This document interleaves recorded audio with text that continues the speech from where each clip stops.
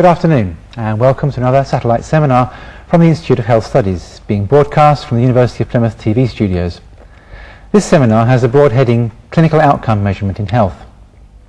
Determining the properties of an outcome measure is essential in order to select the most appropriate tool for use in research or clinical practice. In the studio today we have three speakers who will give examples from their own work or the literature about these issues. Veronica Nard is a physiotherapist and will present work from the analysis of gait within a laboratory setting. Freeman is also a physiotherapist and will discuss quality of life measures. And lastly, Simon Spooner is head of podiatry and he will give us examples from the literature. In the studio to discuss the three presentations, we're very pleased to welcome Jeremy Homart, who is consultant neurologist at Derriford Hospital in Plymouth and who is the founder of the Outcome Measurement Unit at the Institute of Neurology in London. Welcome, Jeremy. So we will first have the three short presentations and then come back here for discussion. Now, of course, we want your participation through questions and comments. You don't have to wait until the discussion period. You can contact us at any time by telephone on 01752 233 646, or you could email us direct on tvstudio@plymouth.ac.uk. If for some reason you can't get through to the studio with your telephone, you could always phone a friend and ask them to email your question or comment. So we go over now to Veronica. Thank you, Ray. This afternoon we'll be talking about the properties of outcome measures used in clinical and research practice. It is important to understand the psychometric properties of outcome measures in order to determine their strengths and limitations. This afternoon I'll be talking about the psychometric property of reliability, and we'll be talking about how we measured reliability using a gait analysis system in a laboratory setting. Following on from me, Freeman will talk about validity and appropriateness of outcome measures using the SF36 outcome measure. And finally, Simon Spooner will talk about responsiveness using examples from the literature. I'll first talk about the general properties of reliability and how they're measured.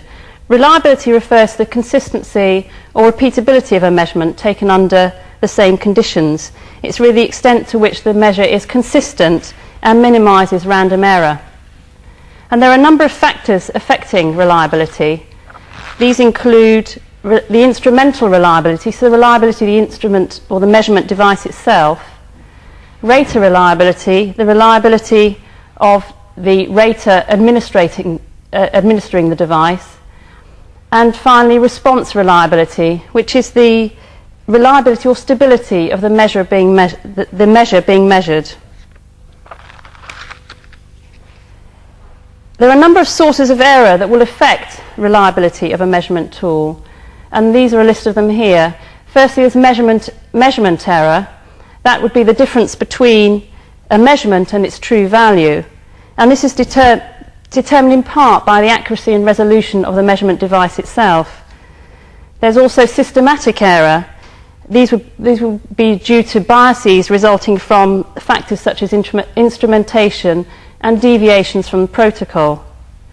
And thirdly, there's random error, which would be measurement errors that occur for no particular reason, such as by chance or unavoidable errors, and these may be reduced by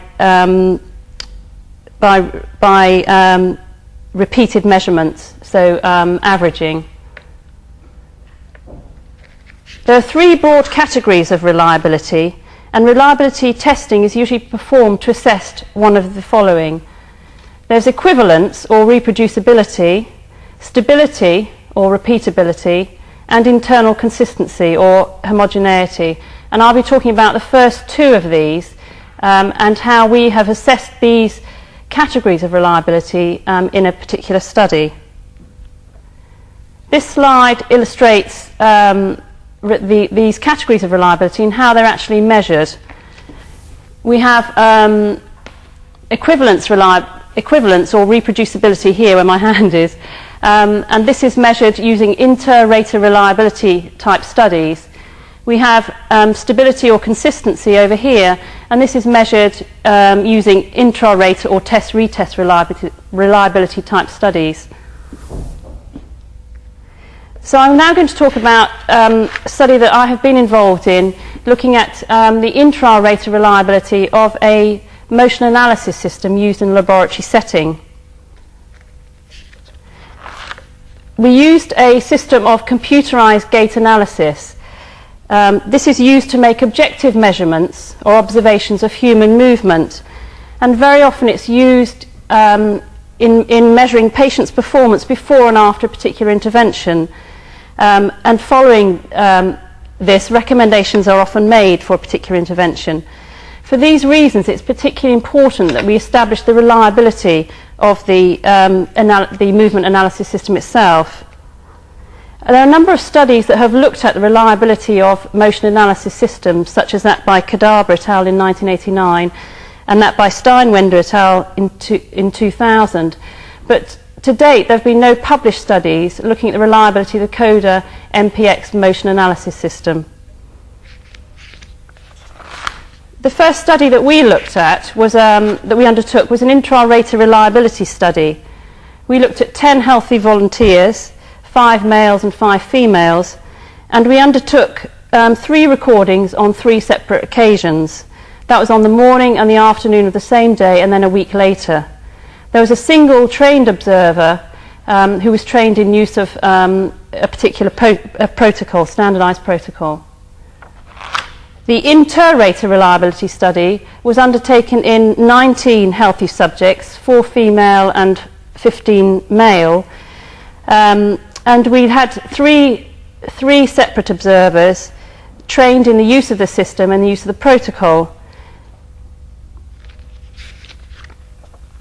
Let's just go back. This slide just illustrates the type of this sagittal plane movement or data that we would get from the CODA motion analysis system.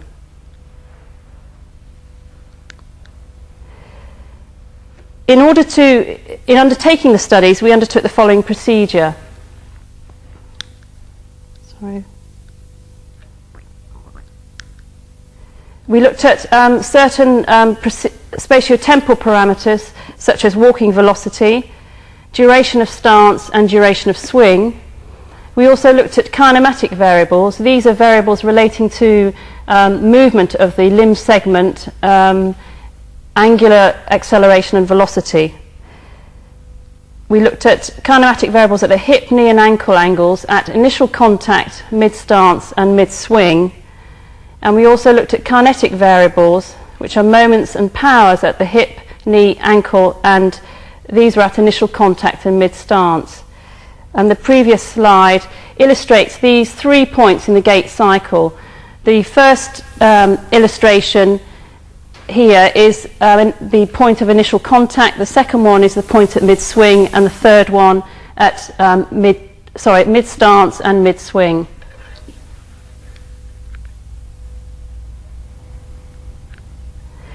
The analysis involved looking at sagittal plane data only. Sagittal data is the data that is received through the plane where you're looking at an individual from the side, so you're dividing the body into right and left halves. The analysis that we used were Bland and Altman methods, used particularly to measure absolute reliability. We also undertook intra-class correlation analysis to determine consistency and agreement among ratings. The intra-class correlation coefficient is measured using ANOVA, and it's calculated using variance estimates, variance between subjects to sum of error variance and within subject variance. This graph illustrates the type of data we receive from the sagittal plane view, and it illustrates ankle angle movement during a single gait cycle. And the first point here is initial contact, followed by mid-stance and mid-swing.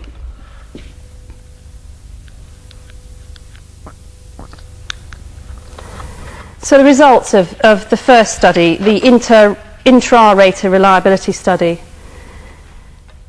The results indicated that we had good agreement for spatio-temporal data. That's, if you remember, looking at velocity, duration of stance and duration of swing. So there was good agreement there with the intra-rater study. Generally, there were low intra-class correlation values with ICC values of less than 0.75 for all parameters. That's kinetic and kinematic. The Bland and Altman plots produce reasonable agreement for kinematic data at the ankle and knee. For example, at the ankle joint, at initial contact, mid-stance and mid-swing, Bland and Altman limits of agreement were within plus or minus 7 degrees. However, limits of agreement at the hip were much wider, with agreement being within plus or minus 18 degrees. Findings from the inter-rater reliability study were fairly similar. There was generally good agreement for spatiotemporal parameters with ICC or intraclass correlation values of greater than 0.7. There were lower ICC values and wide limits of agreement for kinematic data, especially at the hip.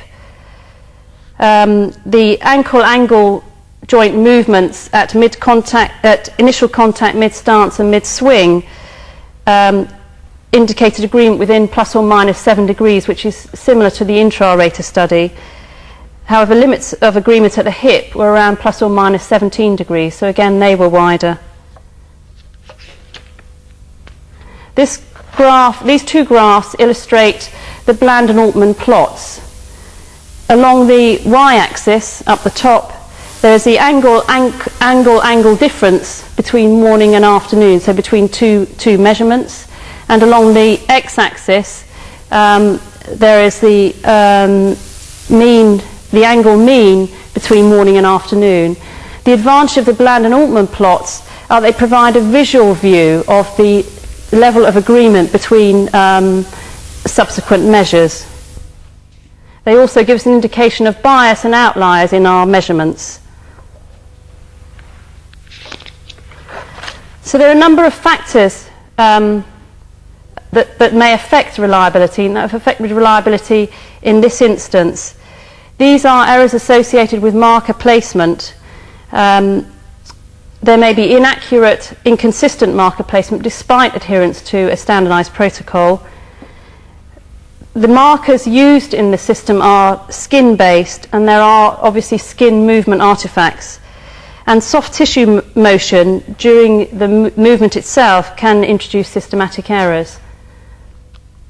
There's also the consideration of the natural variation in the individual gait cycle, and this may have had more effect on the intra-rater study than the inter-rater, where we looked at walking between morning and afternoon and then a week later.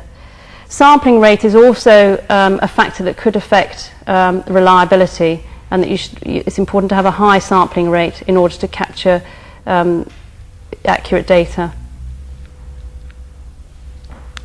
So some recommendations following our study in relation to motion analysis. We recommend the use of a standardized protocol for marker placement, and that observers are well trained in the use of this protocol and in identifying anatomical landmarks and placing markers. We also recommend the averaging of a minimum of 3 gait cycles, and this has also been suggested by previous researchers such as Winter in 1984. And it's also suggested that you interpret with caution data from a single cycle because of the natural variability in gait and other factors. So general recommendations which would apply to anyone involved in using outcome measures either in clinical research, in clinical practice or in research, are the use of standard protocols, strict adherence to the protocol with any deviations from the protocol being accounted for. There should always be adequate training of observers or raters in the use of equipment and in the use of the protocol. Averaging may be required to overcome some variability in measurements. And it's important also to determine the level of error in order to determine real change in a parameter. It's also important to assess the reliability before measurement tools are used either in research or clinically, and that reliability is assessed in the population under study. And it's also important to be careful not to interpret with caution findings from other studies that have used single estimates of reliability, such as reliability coefficients, in different studies, and also be careful about their clinical application and consideration of the population in which they've undertaken the study. So we'll now move on to Jenny's presentation. We'll be talking about the validity and responsiveness of outcome measurement tools. Thank you.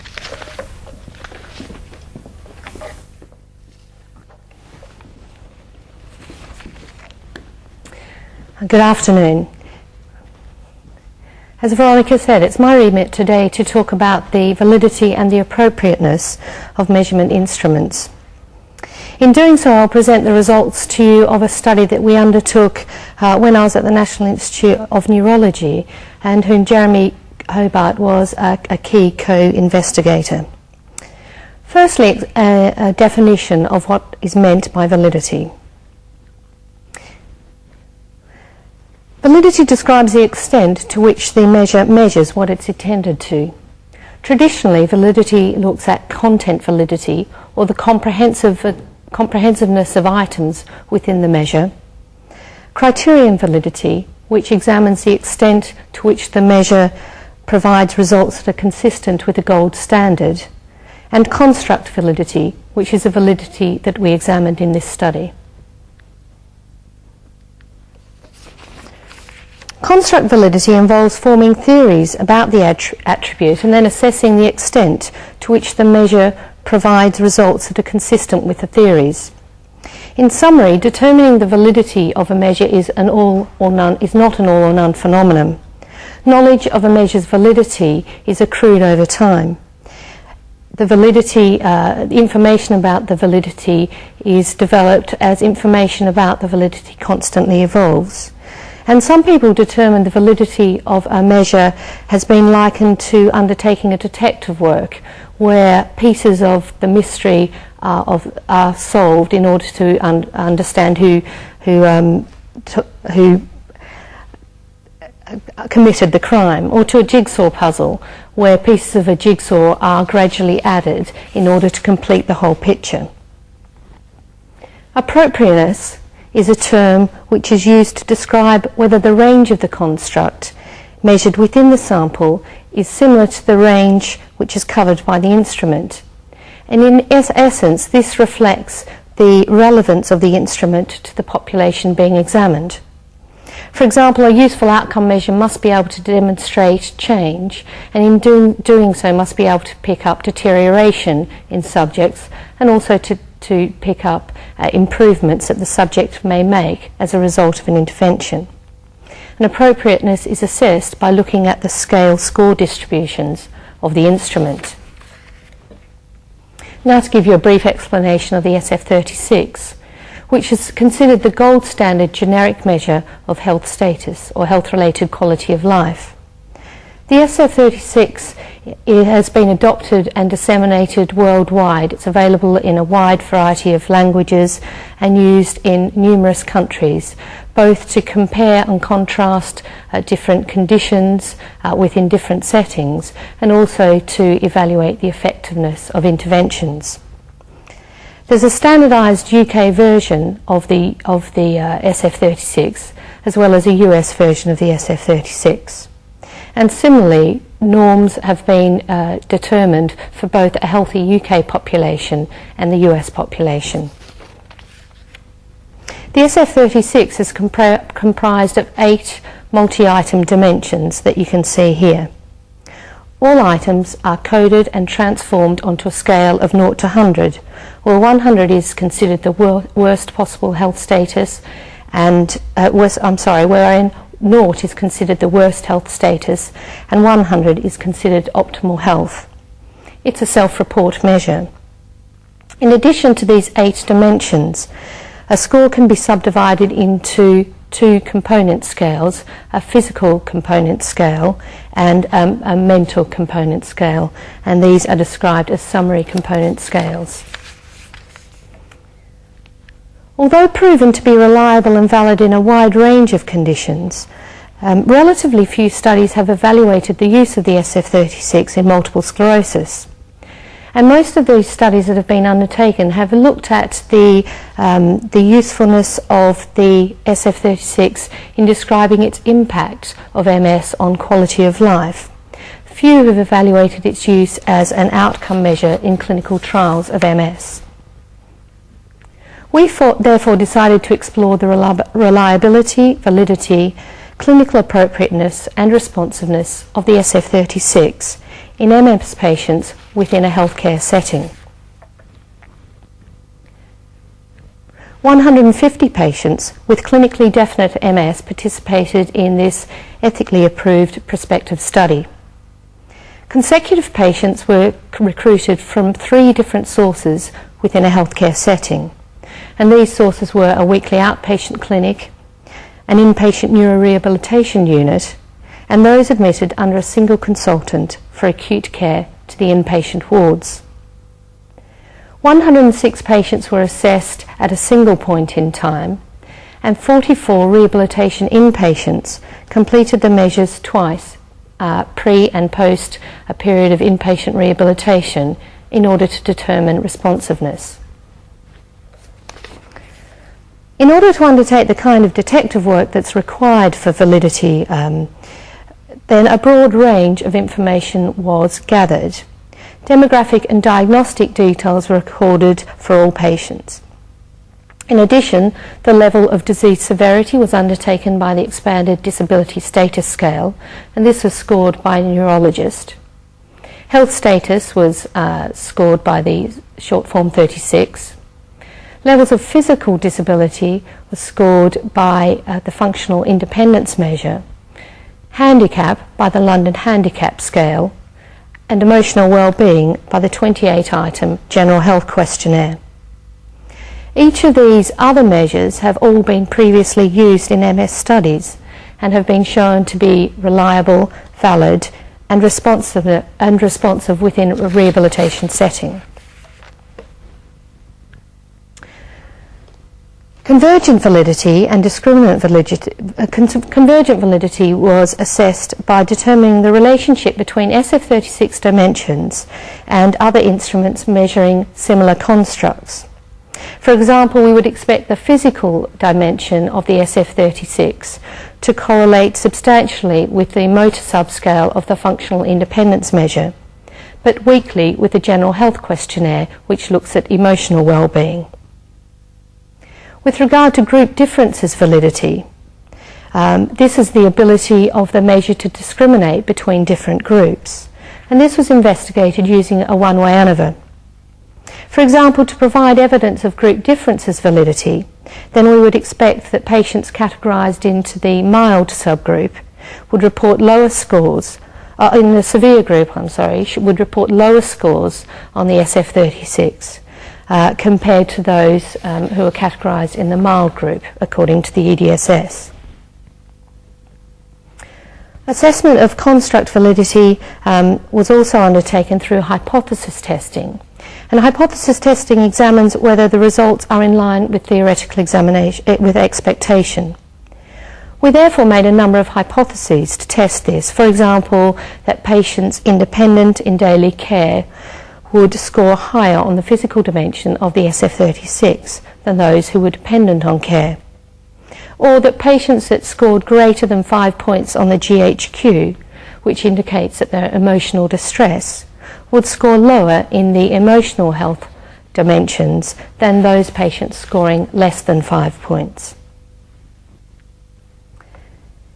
To determine appropriateness, we examined the scale score distributions of the 8 dimensions and also of the 2 component summary scores, as well as of all the other measures. Distributions were looked at with regard to the range, the mean, standard deviation of scores, as well as the floor and the ceiling effects. And here are our results. The sample characteristics were as expected of a typical MS population.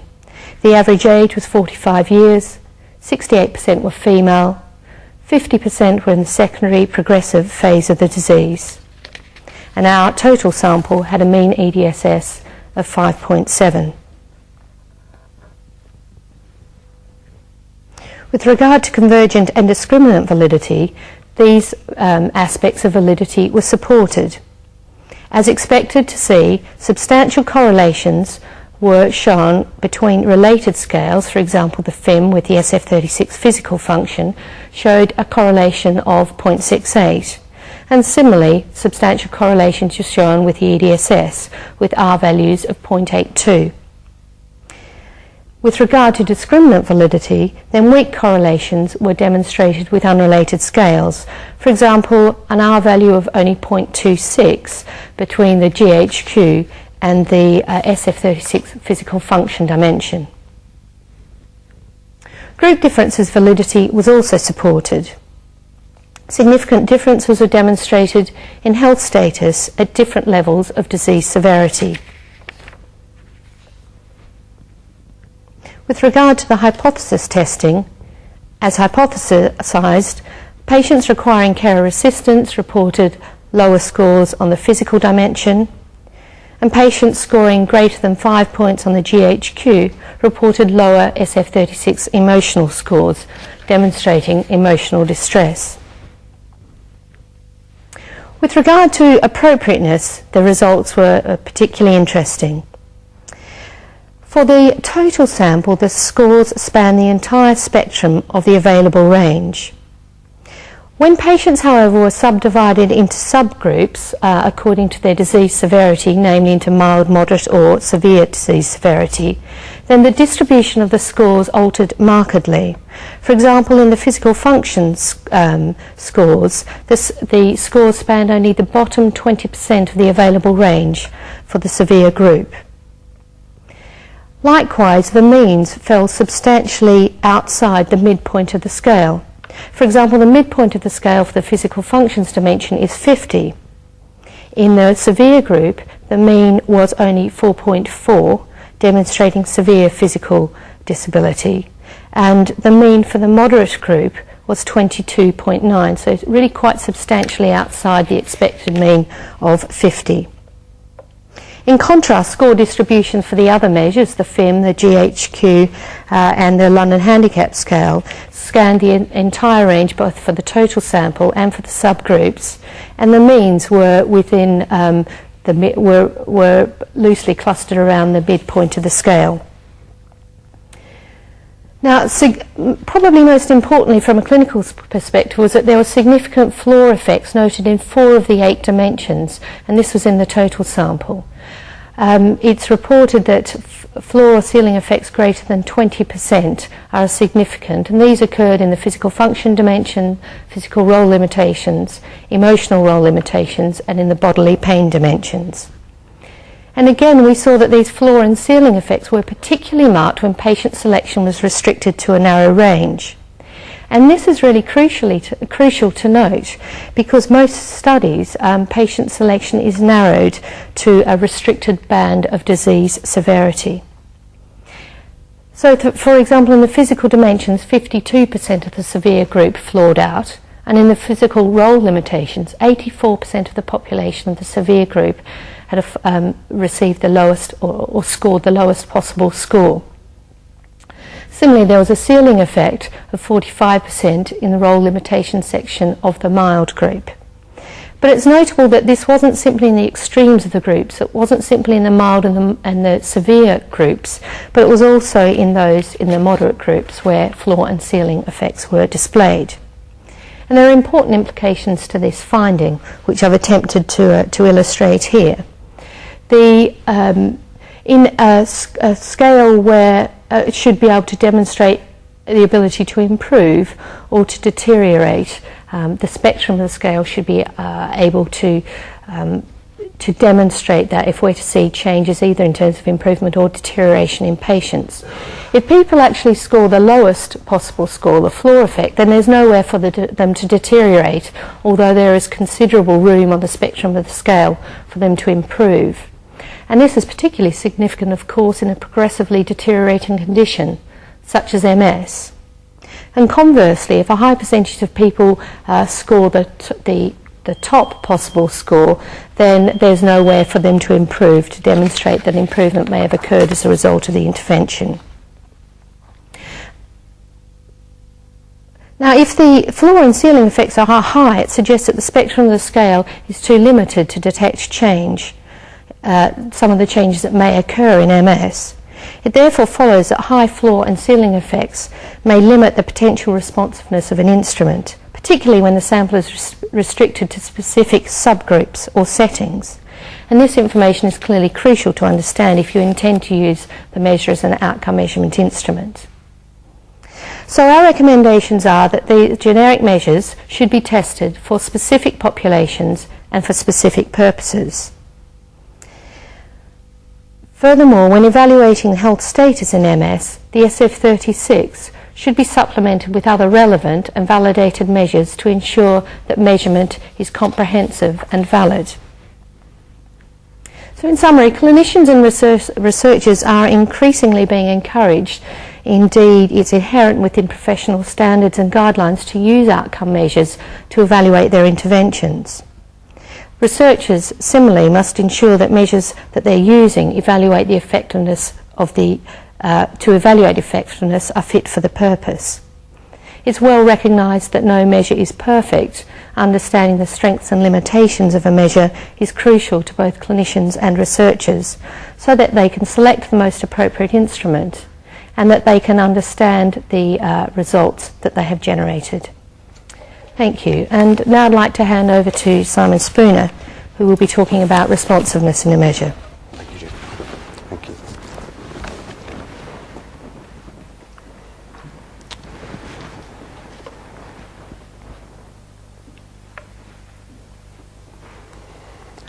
Perhaps the most important criterion for the selection of a measure to evaluate patient outcomes is whether it is responsive to changes that would be considered significant by patients and/or practitioners.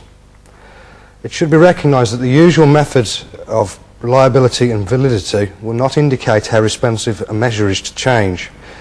Indeed, they may militate against responsiveness by excluding items which fail to discriminate between individuals, but which are nevertheless sensitive to changes within individuals. It will be important for users who wish to apply instruments to measure outcomes over time in the same individuals to examine their responsiveness. Health-related quality of life measures should be responsive to interventions that change health-related quality of life. And evaluating responsiveness requires assessing health-related quality of life relative to an external indicator of change. So in other words, if we implement a treatment with a patient and we ask them afterwards if they feel better, moderately better, or much better, then the outcome tool should reflect that.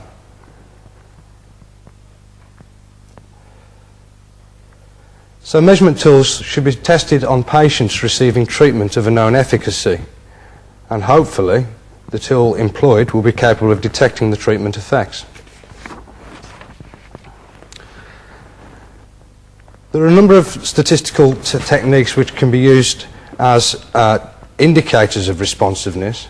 They are effect size, standardized response mean, and the Goyot responsiveness statistic. And each of these tests will give numbers to the researcher, but really it's the interpretation of what these numbers mean which is the real key. So, how big are different changes? The effect size benchmarks seem to have been set by Cohen and suggested that small effect sizes are 0.2 to 0.49, moderate effect sizes are 0.5 to 0.79, and large effect sizes are 0.8 or above. To give you some illustrations of the use of responsiveness testing, I'm going to give you a couple of examples from the literature. The first of which is the study that Jenny's just been talking about, where they looked at the SF36, short form 36, in multiple sclerosis. As James already talked about, they evaluated the tools for their validity and appropriateness, but they also looked at the responsiveness of the tools. So, in the analysis of responsiveness, they used the smaller sample size of 44 subjects who were tested at the beginning or prior to rehabilitation and at the end of the rehabilitation period. And what they found was that the effect sizes for the SF36 dimensions ranged from negligible to small, 0.01 to 0.3. Of the 8 dimensions, only pain and physical function demonstrated statistically significant changes from admission to discharge. In contrast, the other measures which were compared with the short form 36, the functional independence measure and the London Handicap Scale and the 28-item general health questionnaire, showed moderate effect sizes. The second example is a study by Menz et al., where they looked at the reliability and validity of hip abduction strength to measure disease severity in posterior pelvic pain in patients following pregnancy. The responsiveness of hip abduction strength was expressed as standardized response mean and was compared with responsiveness of the Quebec Back Pain Disability Scale. The responsiveness of hip abduction strength was large, with a standardized response mean of 0.93. In comparison, the Quebec Back Pain Disability Scale gave a larger standardized response mean of 1.2. What's important to point out here is that these two outcome measures are not comparing the same things. The abduction strength is clearly a measure of muscle strength, whereas the Quebec Back Pain is a measure, Back Pain Disability Scale is a measure of pain. So the two tools don't measure the same things, and to compare the two instruments is of questionable value.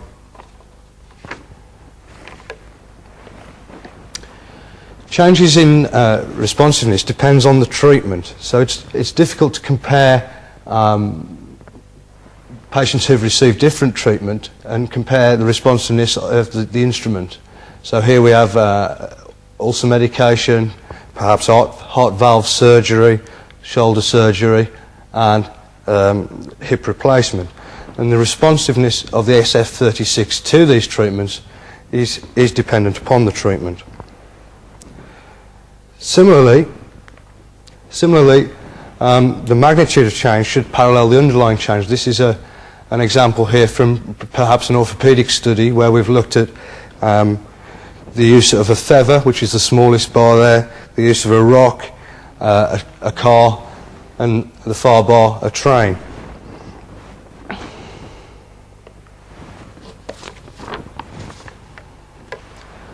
It's important to differentiate between generic versus condition-specific instruments. The SF36 is a generic measure and may contain items which are unrelated to the disease being studied. Generic instruments are most useful for discriminating and making comparisons of different disease states, or for determining severity of disease impacts and cross-conditional comparisons. Disease-specific instruments can assess limitations or restrictions associated with particular disease states and may be more responsive to minimally significant changes. Thank you very much. Okay, thanks very much, Simon. Well, as Simon comes back to join us here, I'd just like to remind you that now's your chance to phone in with your questions and comments on 01752 233 646, or you can email the studio at tvstudio@plymouth.ac.uk, and we'll pass over to Jeremy Hobart in a minute, but we have actually had one email in already during the presentations from Dr. Marcel in Barnstable, who wants to know about it was from Veronica's study. She was wondering about the number of subjects, and how do you choose to have 10 subjects, and how do you choose to have 3 people doing the different observations? Why not 2? Why not 4? Why not 6? How do you choose? Thank you for the question. Ideally, there are various recommendations for the numbers of patients or subjects you should have in reliability studies. Certainly, Bland and Altman, who have developed the Bland and Altman test, recommend about 40 subjects for their reliability studies. Other studies recommend 20 to 25. We chose 20 because that's what we were able to do in the timescale we had available. But the more raters you can have, the less the number of subjects you need to have. So that's the reason for using 3 raters for the inter-rater reliability study. But there seems to be there's no general consensus on the number of subjects you use in reliability studies. So that means, if I can follow it up myself, because I mean that means then that you know, it's pretty much, you know, you can pretty much do what you like in a way. I mean, or is that? I mean, it's not like we say with a sample size. If you're looking for a confidence interval or whatever, you know, you've got some fairly strict rules to follow. Here, it's much more down to what's feasible and what's appropriate for that particular study. Is it? Yeah, and I think it depends on your sample as well. If you've got a very homogeneous sample, then you may be able to get away with smaller sample size. And if you have very heterogeneous samples, so with patients rather than healthy volunteers, you may need to have much larger numbers of subjects. Okay, thanks. Jeremy? Well, I would just say on that, excuse me for sounding like Barry White, but the literature is poor in guiding people on sample size requirements for psychometric studies. And the work that has been done has revolved around achieving certain levels of reliability, which is of course not what we're trying to do. We're trying to understand whether an instrument is reliable or not. If you say that to get a certain level of reliability within certain confidence intervals, you need so many people, you would need to go, no, you're going to have that level of reliability in the first case, which is not really what's happening in instrument development and evaluation at the moment. The rules of thumb, I suppose, are the more the better. The balance between what you can do in a study and the facilities that you have, and some caution in interpreting the results. I've got another email that's come in, this time from Plymouth. It's a question to Jenny. Can she give us some more information on what influenced her or the research team's decision to use the SF36? Yes, certainly. The SF36 is really widely considered as the gold standard measure for health-related quality of life or health status, and is used, as I said, worldwide and in an increasing number of studies because it's considered the gold standard. And that is the reason why in our initial study of rehabilitation that we actually used the SF36. And it wasn't really until we were actually using it in our study and examining it really in more detail and seeing the results that were coming through that we felt that we needed to explore it and see whether it really was fit for the purpose of evaluating change in this MS population who are undergoing rehabilitation. And so this was a second study that followed on from our initial study, really to find out more about whether it's fit for purpose or not in the total MS population, but then again, as I discussed, within the sub-samples, because that's really the selection criteria in most MS studies look at quite narrow bands of disease severity. There's another question also from Plymouth. It's actually in the same email, this time for Veronica. What new knowledge came out of your study? I presume they mean in terms of knowledge about the tools that you were using. Well, certainly there have been no published studies assessing the reliability of the CODA MPX30 motion analysis system. And if we're going to use it for research and clinical practice and to determine whether intervention has any effect, we need to know the levels of reliability. So certainly the Bland and Altman limits of agreement and the intra-class correlation results give us some indication of the types of error that we're seeing in using that system. So we know, for example, that in healthy volunteers we can expect a variability in ankle angle motion of within plus or minus 7 degrees. So it gives us some indication of the size of errors that we can expect with those measurement tools. and therefore enable us to determine whether there's a real change as a result of an intervention or it's just due to measurement errors. A question from Exeter, which says, all this research is all very well, but what does it actually mean for clinical practice? How do you, apart from knowing, apart from knowing about the reliability of the measures that you're using, is there something else we should be doing in clinical practice? Anybody want to take that one up?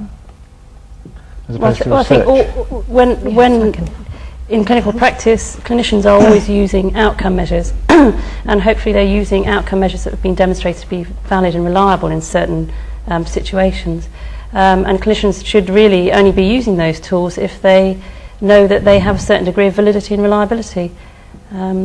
Certainly, you can be doing yourself a great injustice if you're using an outcome measure, for example, that has been demonstrated to be not responsive in the population you're using it, and trying to suggest and then evaluating your intervention with that measure, because you're likely to demonstrate that you've made no change, which would not be good information to give to healthcare providers and would be extremely misleading, since it was possibly the result of the inadequate choice of outcome measure.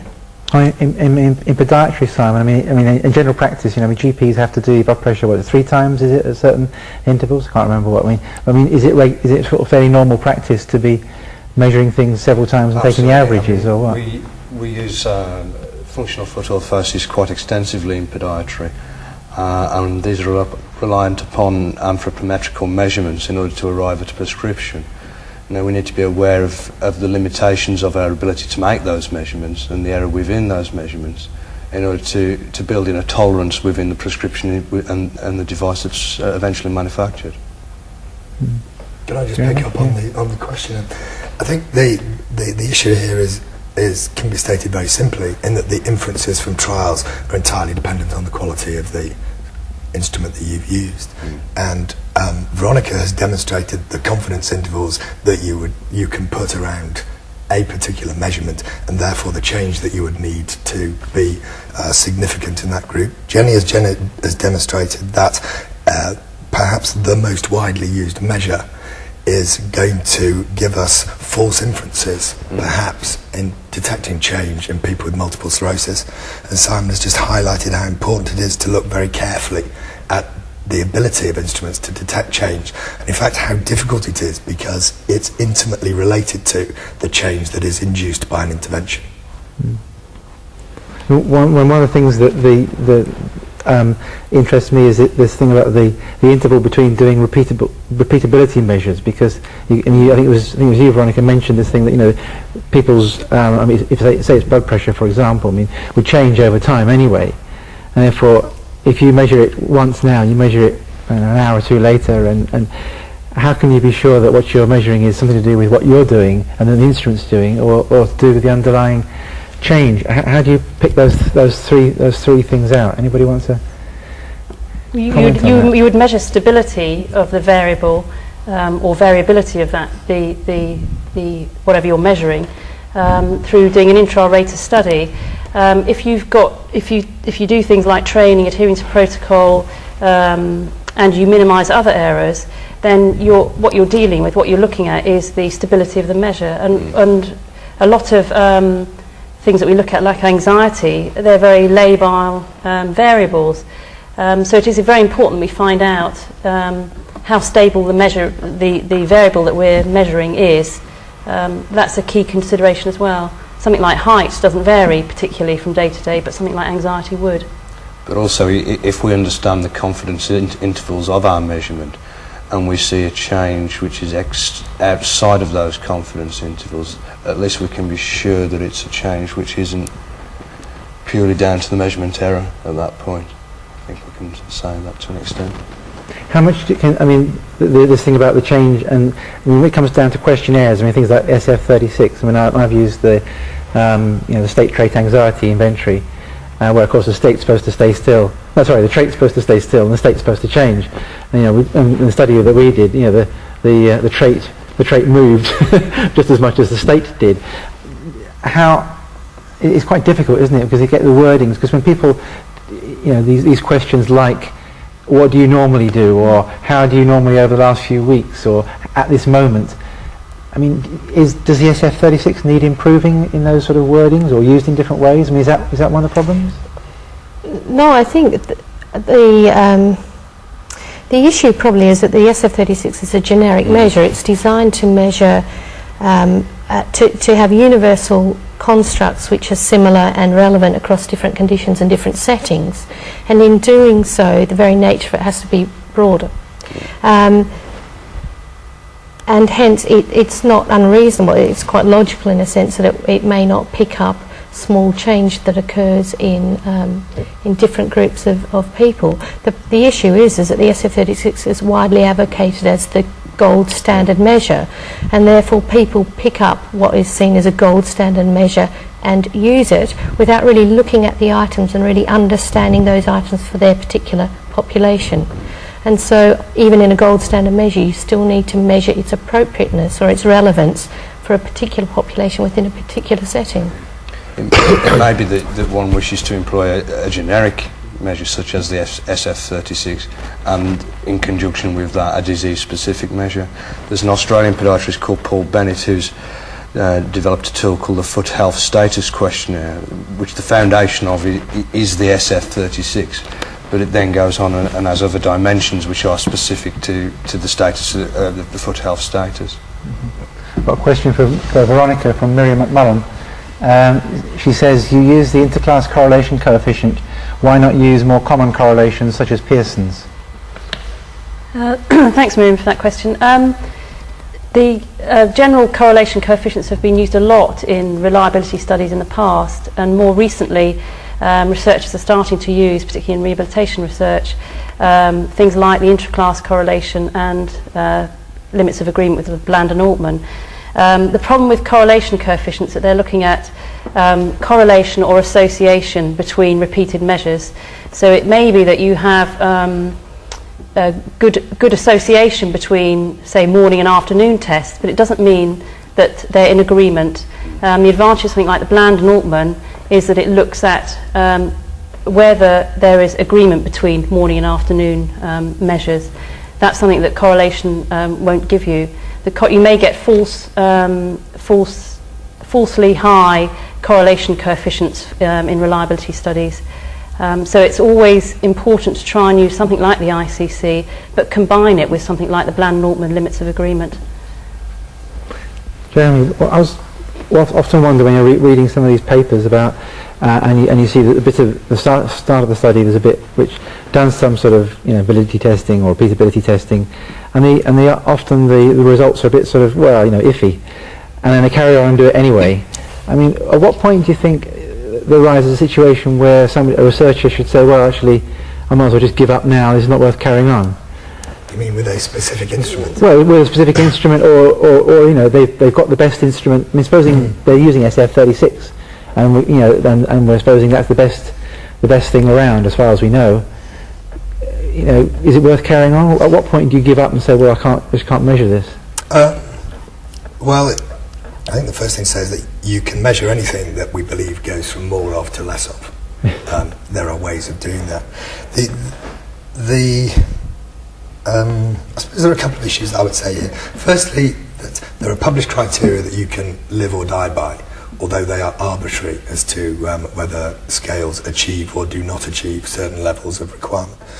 And the other issue is to interpret the results within the context of the findings that you have. So if you do demonstrate large floor and ceiling effects, you need to build that into your interpretation of the results. If you do demonstrate limited responsiveness, you have to ask yourself, is that a problem with the scale or a problem with the intervention? People aren't changing, or are we measuring the wrong thing? So it's a case of, I think, of adding the knowledge that we get from the psychometrics to the clinical issues that are at hand, and marrying the two up to come to a sensible and realistic decision. I mean, joint sort of question really. I mean, the floor and the ceiling effects. I mean, you're looking at something like patient satisfaction. That's always needed right up the top there somewhere, isn't it? And therefore, how do you get an improvement in it? I mean, what's the trick, the technique? What do you do? I mean, do you change the the words within, I mean, these are generally where you've got a statement and you've got maybe a 5-point Likert scale responding. What do you do? Do you change the Likert scale, or do you change the statement, or do you do a bit of both to try and get around those ceiling and floor effects? Anyone want to take that? Sorry? Well, patient satisfaction is notoriously weak because it seems that most people are satisfied at a certain level, and so it has been suggested that as a variable it is not a good one to measure. The second thing is that if you do have high floor or ceiling effects on your scale, you have a number of options. You can do what Jenny suggests, which is to use other scales that overlap and maybe move higher up and down the variable, or you can consider the process of writing items and adding those to the original scale, but you do force yourself into the corner having to re-evaluate the properties of the instrument that you have changed. Yeah.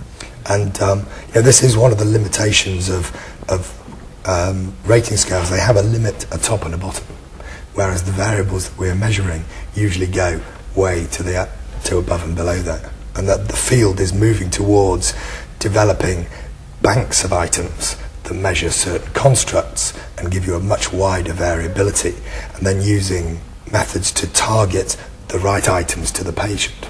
So we have a situation where we have fixed scales that we try and fit to patients, whereas the converse would be more clinically appropriate, that is, to fit the scale to the patient by its targeting.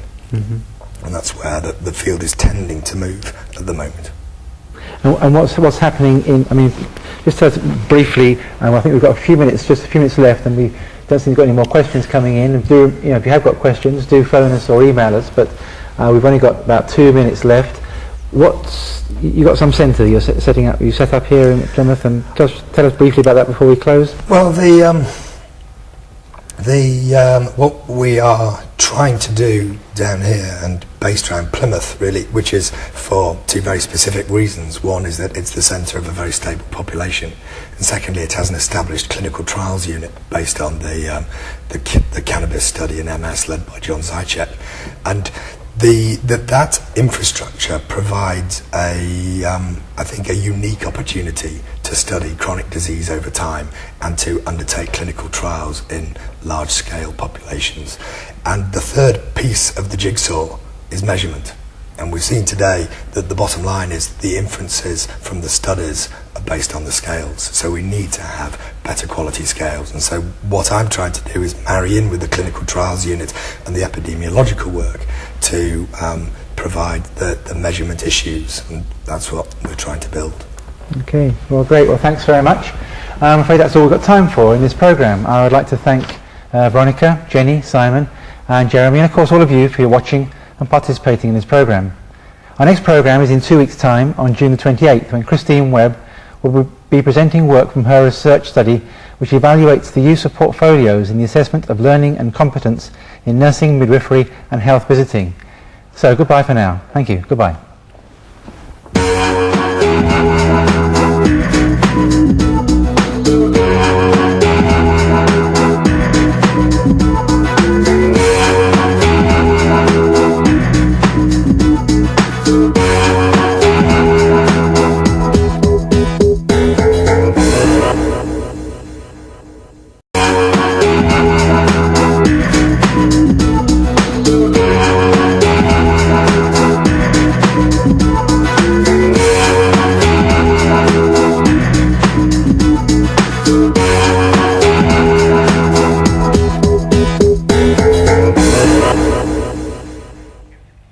Good afternoon and welcome to another satellite seminar from the Institute of Health Studies, being broadcast from the University of Plymouth TV studios. This seminar has the broad heading Clinical Outcome Measurement in Health. Determining the properties of an outcome measure is essential in order to select the most appropriate tool for use in research or clinical practice. In the studio today we have 3 speakers who will give examples from their own work or the literature about these issues. Veronica Nard is a physiotherapist and will present work from the analysis of gait within a laboratory setting. Jenny Freeman is also a physiotherapist and will discuss quality of life measures. And lastly, Simon Spooner is head of podiatry and he will give us examples from the literature. In the studio to discuss the 3 presentations, we're very pleased to welcome Jeremy Homart, who is consultant neurologist at Derriford Hospital in Plymouth and who is the founder of the Outcome Measurement Unit at the Institute of Neurology in London. Welcome, Jeremy. So we will first have the 3 short presentations and then come back here for discussion. Now, of course, we want your participation through questions and comments.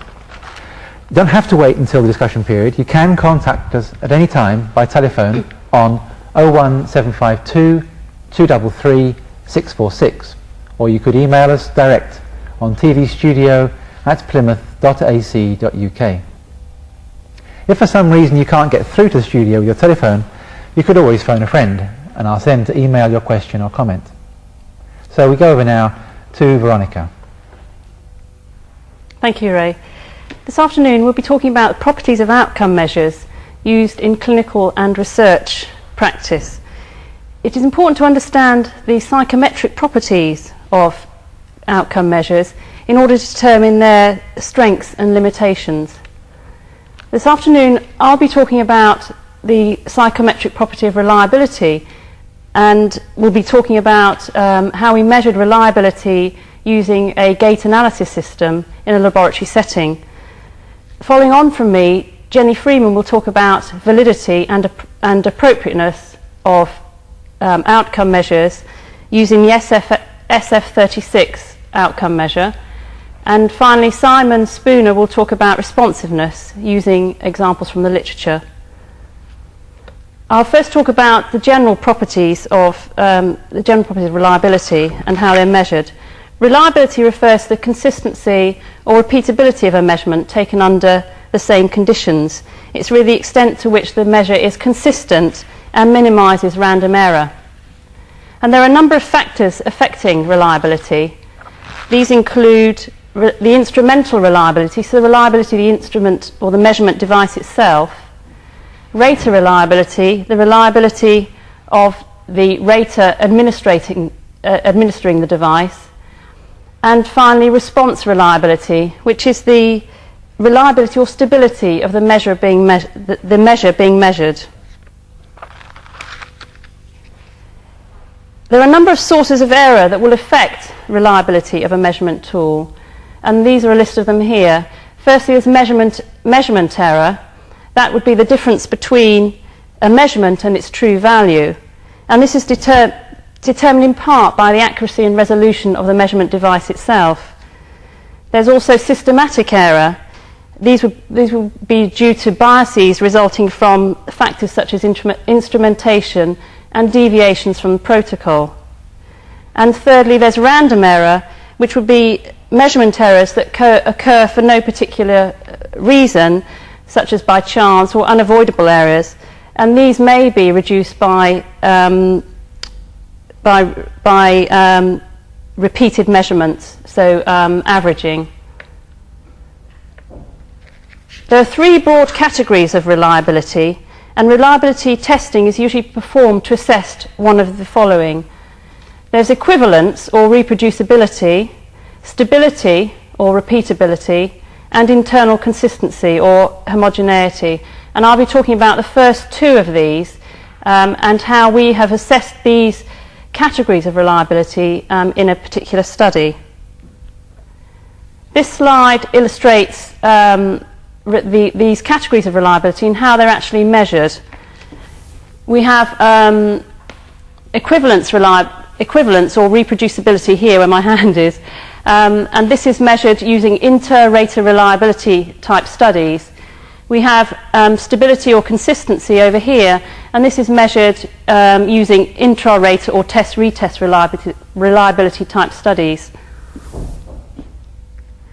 So I'm now going to talk about a study that I have been involved in, looking at the intra-rater reliability of a motion analysis system used in a laboratory setting. We used a system of computerized gait analysis. This is used to make objective measurements or observations of human movement, and very often it's used in measuring patients' performance before and after a particular intervention. And following this, recommendations are often made for a particular intervention. For these reasons, it's particularly important that we establish the reliability of the movement analysis system itself. There are a number of studies that have looked at the reliability of motion analysis systems, such as that by Kadabra et al. In 1989 and that by Steinwender et al. in 2000. But to date, there have been no published studies looking at the reliability of the CODA MPX motion analysis system. The first study that we looked at was, that we undertook was an intra-rater reliability study. We looked at 10 healthy volunteers, 5 males and 5 females, and we undertook 3 recordings on 3 separate occasions. That was on the morning and the afternoon of the same day, and then a week later. There was a single trained observer who was trained in use of a particular protocol, standardized protocol.